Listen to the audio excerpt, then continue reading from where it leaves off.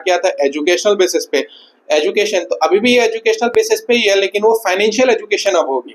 पहले मैं कोर्सेज पढ़ाया करता था, कोर्सेज के बाद में क्लास 6 to 10 तक मैंने मैथ्स कंप्लीट किया, साइंस कंप्लीट किया, एसएसटी कंप्लीट की मैंने। उसके बाद मैंने बहुत सारे कॉम्पिटिटिव एग्जाम्स की तैयारी करवाई इस चैनल पे। After that now I am coming to the financial category, मतलब fintech category. So hi everyone, this is Victor Bhardwaj and welcome back to a new video. तो गाइस, जैसा कि आप लोग थंबनेल एंड टाइटल देख के समझ चुके होंगे कि आज की इस वीडियो में हम लोग किस टॉपिक में बात करेंगे और किस टॉपिक को समझेंगे। तो बेसिकली आज की ये वीडियो होने वाली है प्रॉपर्टी इन्वेस्टमेंट के ऊपर कि 2025 में आप किस प्रॉपर्टी में इन्वेस्ट करोगे तो उससे आपको हाई बेनिफिट मिलेगी। तो इस वीडियो में हम लोग इसी सब चीजों के बारे में समझेंगे। ओवरऑल प्रॉपर्टी इन्वेस्टमेंट के बारे में ही हम लोग सीखेंगे और समझेंगे। तो सबसे पहले हम लोग कुछ कुछ पॉइंट्स के बारे में हम लोग डिस्कस करेंगे कि आप जब प्रॉपर्टी इन्वेस्ट कर रहे हो या आपको अगर प्रॉपर्टी इन्वेस्ट करना है तो आप किन पॉइंट्स को ध्यान रखोगे प्रॉपर्टी इन्वेस्टमेंट करने के बाद। तो गाइस, ये बात मैं आपको बताना चाहूंगा कि ये जो प्रॉपर्टी इन्वेस्टमेंट की बात है, ये आप लोगों को मैं उस रेफरेंस से बता रहा हूँ, लाइक मैंने भी प्रॉपर्टी इन्वेस्टमेंट की है लास्ट ईयर में, तो वो एक्सपीरियंस के बेसिस पे मैं आप सबको ये चीज बताऊंगा कि क्या क्या चीजों पे आपको ध्यान रखना है। तो सबसे पहले प्रॉपर्टी इन्वेस्टमेंट में आपको क्या देखना है कि फर्स्ट आपको मार्केट रिसर्च करनी है। अब यहाँ पे मैं बोल रहा हूँ मार्केट रिसर्च करनी है, तो मार्केट रिसर्च क्यों करनी है उस पर भी हम लोग आते हैं। तो फर्स्ट मार्केट रिसर्च करनी हो। अगर यहाँ पे बात की जाए मार्केट रिसर्च की, तो मार्केट रिसर्च इसलिए करना है आपको क्योंकि सबसे पहले आपको उस लोकेलिटी के बारे में देखना पड़ेगा, उस लोकेलिटी को अच्छे से समझना पड़ेगा कि उस लोकेलिटी में किन किन लोकेशन में ग्रोथ हो सकती है, किन लोकेशन में प्रॉपर्टी अगर आप परचेस करते हो तो कल के डेट पे उसकी वैल्यू हाई होगी। ये चीजों पे आपको गौर फरमाना है। तो मार्केट रिसर्च आपको करनी पड़ेगी उस लोकेलिटी की जिस लोकेलिटी में आप इन्वेस्ट करना चाहते हो।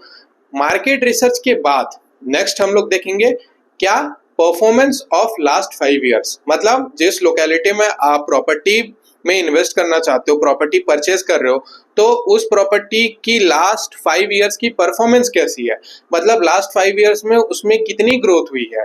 लाइक ओवरऑल चीजों को देखी जाती है कि ग्रोथ कितनी हुई है, वहां पे रेंट पे चीजें लग रही है कि नहीं लग रही है, मार्केट वहां का कैसा है, ये सब चीजें कंसीडर करनी पड़ती है किसी भी प्रॉपर्टी में इन्वेस्ट करने के से पहले।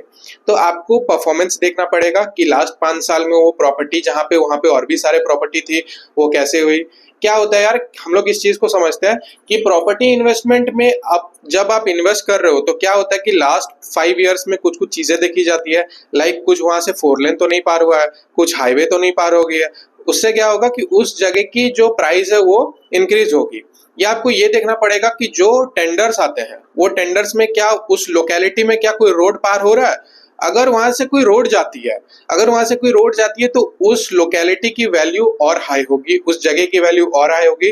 तो ये दो चीजें आपको कंसीडर करनी पड़ती है, परफॉर्मेंस ऑफ लास्ट 5 ईयर्स, और नेक्स्ट आपको देखना पड़ता है कोई गवर्नमेंट टेंडर में कोई रोड क्या जा रही है वहां से, अगर रोड जाएगी तो वहां पे उस चीज की प्राइस हाई होगी। तो ये हो गया, 2 पॉइंट हो गया, मार्केट रिसर्च करनी है पहले, second performance of last 5 years, and third government tender देखना है आपको कि कोई गवर्नमेंट टेंडर वहां से पास हो रहा है कि नहीं। थर्ड रोड के लिए गवर्नमेंट टेंडर। नेक्स्ट देखना है कि उस एरिया में ग्रोथ पोटेंशियल है कि नहीं है। अब ग्रोथ पोटेंशियल की अगर बात की जाए तो ग्रोथ पोटेंशियल में लाइक जैसे कि वहां पे स्ट्रॉन्ग इंफ्रास्ट्रक्चर देखना पड़ेगा आपको कि वहां पे इंफ्रास्ट्रक्चर स्ट्रॉन्ग है कि नहीं, मतलब जहां पे भी जो सारे घर वर बन रहे हैं वहां पे इंफ्रास्ट्रक्चर कैसा है, वहां पे सारी चीजों की फैसिलिटी है कि नहीं है। अगर सारी चीजों की फैसिलिटी है then it's well and good, वहां पे प्रॉपर्टी इन्वेस्ट करना इज अ गुड ऑप्शन।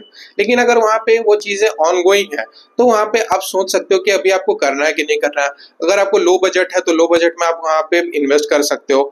तो वहां पे आपको देखना पड़ेगा ये भी चीज कि वहां पे इंफ्रास्ट्रक्चर कैसी है। और इंफ्रास्ट्रक्चर के बाद नेक्स्ट इज की हाई रेंटेड वैल्यू, कि वहां पे रेंटेड वैल्यू है कि नहीं है। अब आप लोग ये सोच रहे होगी कि मैं रेंटेड वैल्यू की बात क्यों बोल रहा हूँ, यहाँ पे तो प्रॉपर्टी इन्वेस्टमेंट की बात हो रही है, तो प्रॉपर्टी इन्वेस्टमेंट में रेंटेड वैल्यू की बात कहाँ से आ गई। तो अभी हम लोग उस पर भी आएंगे, उस टॉपिक में भी कि रेंटेड वैल्यू की बात मैं क्यों कर रहा हूँ। तो यहाँ पे ये बात हो गई। अब हम लोग समझते हैं, ये तो सारी चीजों के बारे में हो गया कि हम लोग को क्या करना है, कैसे करना है, कौन कौन सी चीजों को कंसिडर करना है। Next the most important thing कि आपको कमर्शियल प्रॉपर्टी में इन्वेस्ट नहीं करना है, आपको रेसिडेंशियल प्रॉपर्टी में करना है। क्यों यार, ये चीज को मैंने लास्ट वीडियो में भी रेसिडेंशियल प्रॉपर्टी में भी मैंने ये चीज बताई कि रेसिडेंशियल प्रॉपर्टी 24 आवर्स के लिए ऑक्यूपाइड होती है। लाइक जैसे कि आप देख सकते हो ये घर है, तो ये घर 24 आवर्स के लिए ऑक्यूपाइड है। कमर्शियल में क्या होता है कि वो 12 घंटे के लिए ऑक्यूपाइड होती है, उसकी वैल्यू 12 घंटे तक ही होती है, लेकिन एक रेसिडेंशियल प्रॉपर्टी की वैल्यू एक ज्यादा होती है। लाइक रेसिडेंशियल प्रॉपर्टी में फैमिली रहती है तो उसमें उस चीज की वैल्यू ज्यादा होगी। तो ये बात होगी कि कमर्शियल में आपको इन्वेस्ट नहीं करना है, रेसिडेंशियल में आपको इन्वेस्ट करना है। So this is all about the video. अब हम लोग एक रिकैप लेते हैं कि इस वीडियो में क्या क्या हम लोग अभी तक समझे। तो फर्स्ट, प्रॉपर्टी इन्वेस्टमेंट में क्या क्या ध्यान रखना है आपको। पहला, मार्केट रिसर्च करना है। Second, performance of last 5 years कि लास्ट 5 इयर्स में परफॉर्मेंस कैसी है। नेक्स्ट सेकंड, उसके बाद आपको थर्ड देखना है कोई गवर्नमेंट टेंडर वहां पे रोड जारी है क्या। अगर रोड जाती है then it's well and good, उस जगह की प्राइस और हाई होगी, उस जगह की डिमांड और हाई होगी, तो आप उससे भी आप एक एस्टिमेशन लगा सकते हो। तो अकॉर्डिंग टू दैट आप एस्टिमेशन लगा के आप अपनी इन्वेस्टमेंट उस अकॉर्डिंग कर सकते हो, जैसा आपके बजट के अकॉर्डिंग। उसके बाद आपको ग्रोथ पोटेंशियल, जो चीज मैंने बताई कि ग्रोथ पोटेंशियल में कैसे कैसे होता है, like high infrastructure, high rented value, ये सब चीजें कंसिडर करनी पड़ती है प्रॉपर्टी इन्वेस्टमेंट में। आफ्टर दैट कमर्शियल प्रॉपर्टी में हमें इन्वेस्ट नहीं करना है, रेसिडेंशियल प्रॉपर्टी में इन्वेस्ट करना है if we are planning to invest in 2025। तो गाइस यही कुछ सारी चीजें थी आज की इस वीडियो में प्रॉपर्टी इन्वेस्टमेंट के बारे में। ये प्रॉपर्टी इन्वेस्टमेंट के बारे में जो चीज मैंने लास्ट ईयर एक्सपीरियंस की कि कैसे प्रॉपर्टी इन्वेस्टमेंट की जाती है, कैसे क्या करना रहता है, तो ये सारे पूरे एक्सपीरियंस जो मेरे थे, तो मैंने सोचा कि ये पूरे एक्सपीरियंस को क्यों ना आप लोगों तक पहुंचाया जाए। लाइक जैसे कि बहुत और भी वीडियोस आई, रियल एस्टेट के ऊपर वीडियोस आई, कमर्शियल प्रॉपर्टी के ऊपर आई, फिर रेसिडेंशियल प्रॉपर्टी के ऊपर आई। उसके बाद आप लोगों के बहुत सारे डीएम्स आ रहे थे इंस्टाग्राम पे कि अब एक प्रॉपर्टी इन्वेस्टमेंट की वीडियो आनी चाहिए कि कैसे हम लोग को कौन कौन सी चीजें कंसिडर करनी है प्रॉपर्टी इन्वेस्टमेंट में। तो उस टाइम मैंने सोचा कि एक वीडियो आनी चाहिए, तो इसलिए आप लोगों की डिमांड को फुलफिल करने के लिए यार ये वीडियो आ गई। तो अब यार ये वीडियो को आज यहीं पे हम लोग एंड करते हैं, और मैं होप करता हूँ कि आपको सारी चीजें समझ में आ गई होगी इस वीडियो में, जितनी भी चीजें हम लोगों ने डिस्कस की और कैसे आप प्रॉपर्टी इन्वेस्टमेंट कर सकते हो।